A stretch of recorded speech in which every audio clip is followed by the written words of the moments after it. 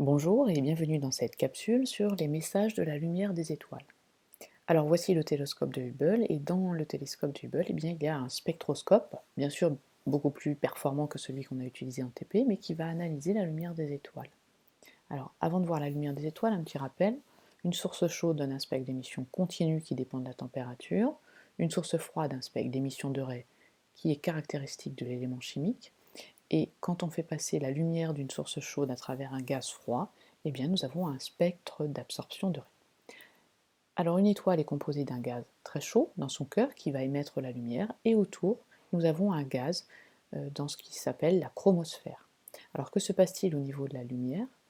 Eh bien la lumière est produite par le cœur de l'étoile, qui va donc ensuite passer dans le gaz. Et donc si on analyse avec un spectroscope, eh bien nous allons obtenir un spectre d'absorption de raies. Le cœur de l'étoile émet donc la lumière avec un spectre continu qui dépend de la température, et la couche de gaz va absorber certaines radiations. Voilà ce que l'on peut obtenir comme spectre pour une étoile. Alors quelles informations nous permet d'avoir ce spectre? Eh bien, les raies d'absorption, comme elles sont caractéristiques pour un élément chimique, eh bien, que va-t-il se passer? On va regarder chacune des raies d'absorption, on va les comparer à certaines raies d'émission d'éléments que l'on connaît sur Terre. Donc là, on voit très bien que le fer, le titane et le sodium ont des raies d'émission qui sont les mêmes que les raies d'absorption de l'étoile.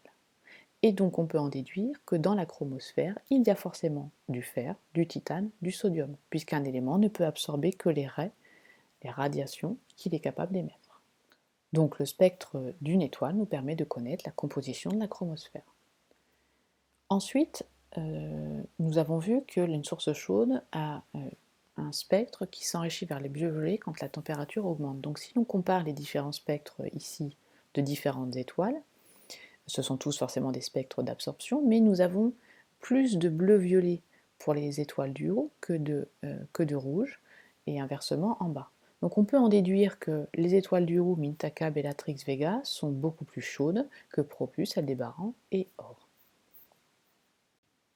Alors bien souvent, on vous donnera ce genre d'informations, plutôt que d'avoir le spectre en lui-même, on vous donnera le profil spectral. Le profil spectral, c'est la quantité de chacune des radiations, la quantité d'intensité lumineuse de chacune des radiations en fonction de la longueur d'onde. C'est-à-dire qu'ici, par exemple, le spectre en haut ne nous donne pas d'informations pour savoir si c'est plutôt une étoile chaude ou froide, mais le profil spectral nous informe qu'il y a beaucoup plus en intensité de bleu que de rouge. Donc c'est plutôt une étoile chaude. Voilà à peu près les trois couleurs d'étoiles que l'on peut obtenir, bleu, jaune, rouge. Les étoiles rouges donc, ont un profil spectral plutôt décalé vers la droite, vers les grandes longueurs d'onde, et les étoiles bleues vers les courtes longueurs d'onde, ici.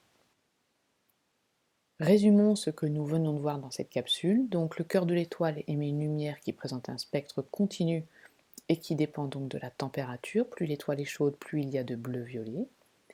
Cette lumière va traverser un gaz. Dans ce gaz de la chromosphère, il y a des éléments chimiques. Ces éléments chimiques vont absorber certaines radiations lumineuses, et ces raies d'absorption étant caractéristiques de chaque élément chimique, on peut en déduire la composition de ce gaz de la chromosphère. Voilà, à bientôt pour une prochaine capsule.